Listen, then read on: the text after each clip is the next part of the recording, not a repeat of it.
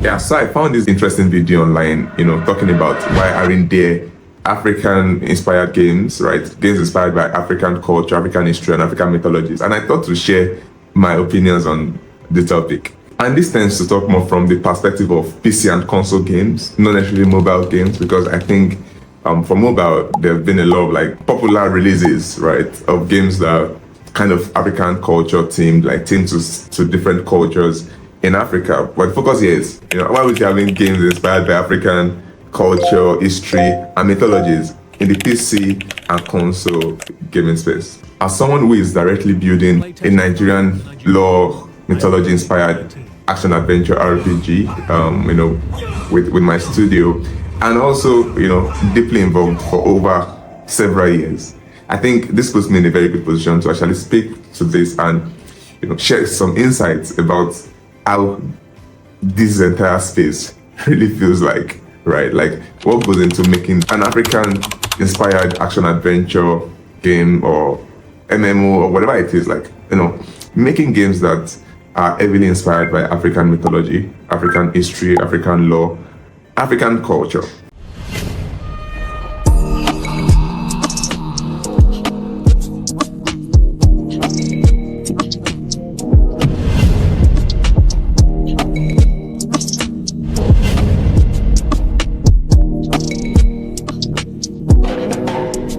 So the first question I would really love to answer is African culture, lore, mythology, history viable in the games industry? Like, can we export it, right, in form of a game?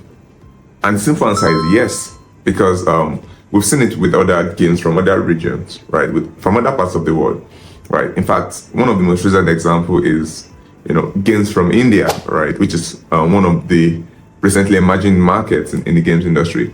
And you can see how, for instance, a game like Raji, right, really got a lot of global sensation, global recognition, and it's heavily inspired by Indian culture, and several other examples like that from different parts of the world. So, and if you even come to our own region, right, if you look at other sectors of the entertainment industry, you look at our music, right? We export music all over the world. I don't think there's anywhere you go to in the world that you don't see African music, right? Nigerian music as well, right? And even our films, right? Nollywood is big today, and also some other, films industry in other parts of Africa. And so we can already see good signs that yes, like we have a culture that can be exported. That brings in something called soft power, that a country or a continent can influence, other countries, by virtue of its culture, way of life, and perception. And I think that's something that we have been able to do very well with, the concept of being African, right? Exporting that, African way of life, African culture, and it has worked really well.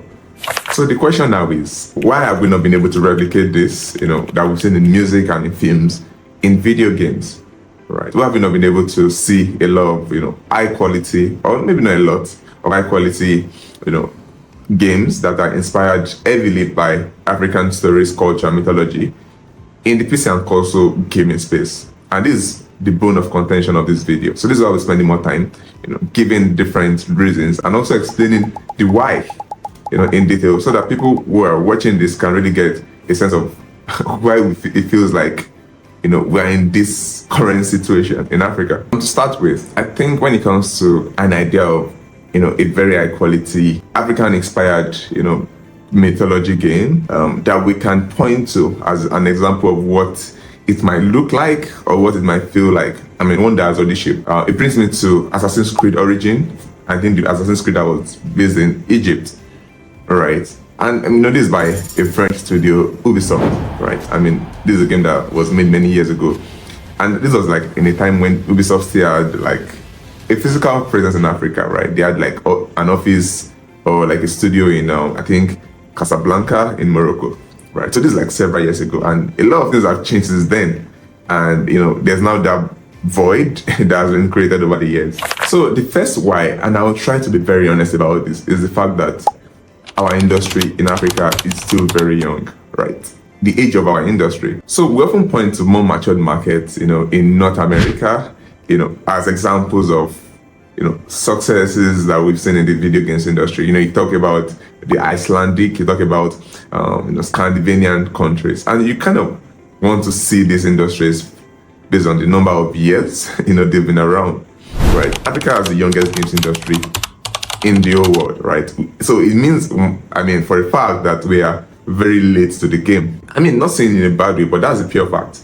So you wouldn't expect an industry that is just young and new to just come in and immediately position itself as a lead in that industry. It doesn't work that way, right? And looking at that factor there, you could already see why our industry is just slowly accelerating, right?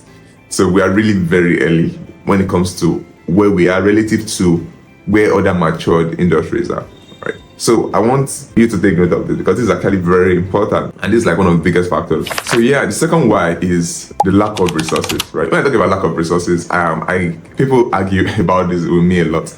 And I'm coming from the perspective of the R&D's, research and development involved in pulling up this kind of games.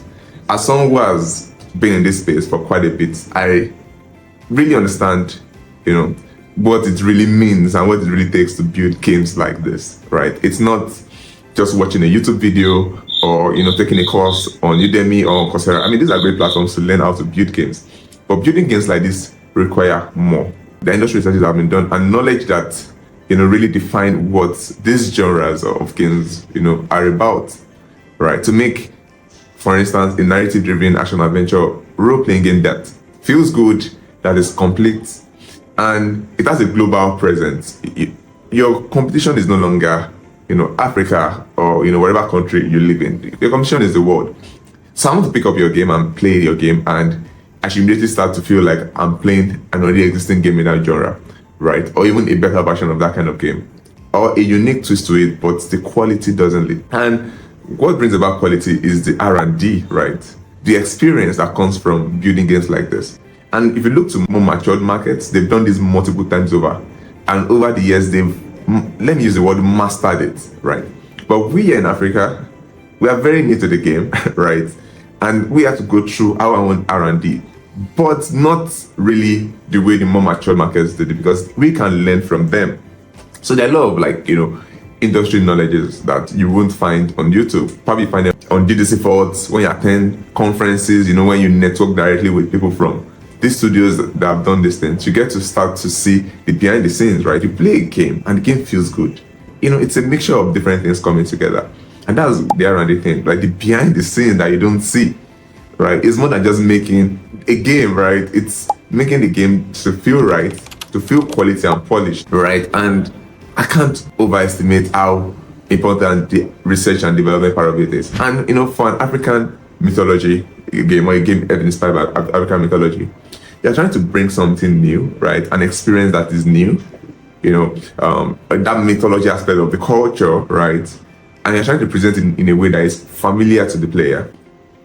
There's R&D involved in doing that, right? So to get that quality, either you have someone on your team who have done it before, in fact multiple times, or you as a team go do the research and go down the rabbit hole of figuring things out. And these things take time, right? They take a lot of time. And you play a game in your genre, that is very polished and quality, and you're trying to creatively make an African game in that particular genre, like an African mythology inspired game rather in that particular genre.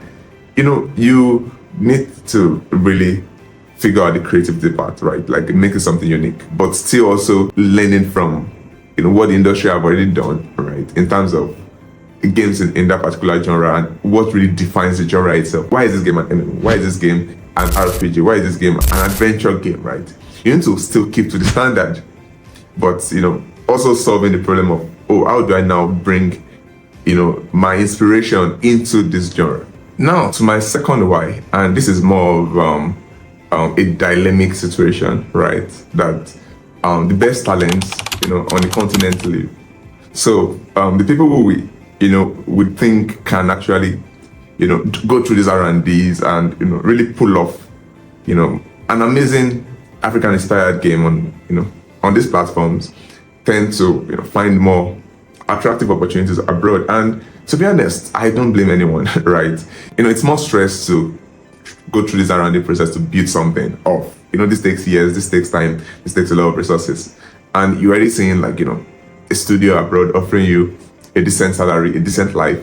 And, it's just very good to just take it. That way you're even able to learn without doing much of these R&Ds, because, when you get to these studios, they already have an R&D process, right? You're assigned to maybe mentors, to leads who can really directly pass, the knowledge across to you and really, help you build that experience you need to build. So there's a brain drain, happening. And this is not only happening in games, it's happening in all tech industries, all tech sectors. And gaming is, not excluded from this. So it means that even when we can try to make a lot of progress, right, we still get to have those setbacks where people can maybe pull these things up, right, tend to just leave and go face other things, right, build their personal careers, overseas. And that creates that void, that we see, where it looks like we don't really get to have enough talent on the continent to build experiences like this. So to my fourth and final why, which is something that I intentionally brought last, because I think the first three are more important than this one. And I'm not saying this is not important, it is very important. But if we have the last one and we don't have the first three figured out, we're just going to probably be in the same place, or maybe make a little bit of progress. And the final one is funding, right? Every great endeavor, every big thing needs a lot of resources, right? The R&Ds I'm talking about, right, needs funding. I remember when the tech revolution thing was happening in Africa, we had a lot of accelerators and incubators, teams getting funded to do research and build out their product, right? And we've not really seen something like that in games a lot. I know we've had some major successes with micro grants, mini grants, and some key players abroad coming to the continent to kind of test waters and support ambitious studios. We've seen that. But in general, funding is still an issue, right? You don't see funding from government sources. You don't see much funding from private investors. It's like everyone is treating this industry with a long stick, right? It's like, oh, these are untested waters, so it feels very risky. I've been in rooms where investors talk all the time, and these are the realities. This market, how do we know that this market is proven, right? How do we know the trajectory of the market? I'm talking about the PC and console space, and we're beginning to have more numbers, right, about the current state of things on the continent, sure, but for many years these numbers were not there publicly, so investors couldn't really understand the current state of the market and the trajectory of the market and the industry here. But things are changing positively, and I think it's the trend will only continue to increase, where we have more people believing in the fact that the African games industry is viable, and the PC console side of things is also very lucrative and viable, and more investment and funding will come in. So to any investors out there, this is a market that definitely has a long time to go, right? We still have, relative to other matured markets, we still have a long time to go, but this is a market that is going to blow up, right? It has a lot of potential, let me put it that way. And the best time to get in is really now. We are beginning to see more attention from the government, in different parts of the continent. Things are beginning to happen, right? And I can already picture that it will, like I said already, it will only increase where more funding will come into the games industry. So I've talked about, the whys, I don't want to say the negatives, right? But I want to quickly touch on something that I think is far more important, and is the fact that African studios are actually taking on the challenge to actually change all of these whys. All right, we're seeing a lot of progress from studios in South Africa. We're seeing progress from studios in Nigeria, studios in Cameroon, in Ghana, and different parts of the continent, really pushing ambitious projects and getting a lot of attention, right? I'm a co-founder of Dimension 11 Studios, working on Lanes of Orisha, and we've had a lot of, major breakthrough and successes on this project, where we've had to internally solve some of these issues that I mentioned, right, within the studio. And I love the fact that Africa as a whole is catching up, and we are beginning to see more ambitious projects. I can mention a couple notable examples. Iru building a game based on the Maasai tribe story, in Kenya. And there's this game coming out very soon, Reloaded.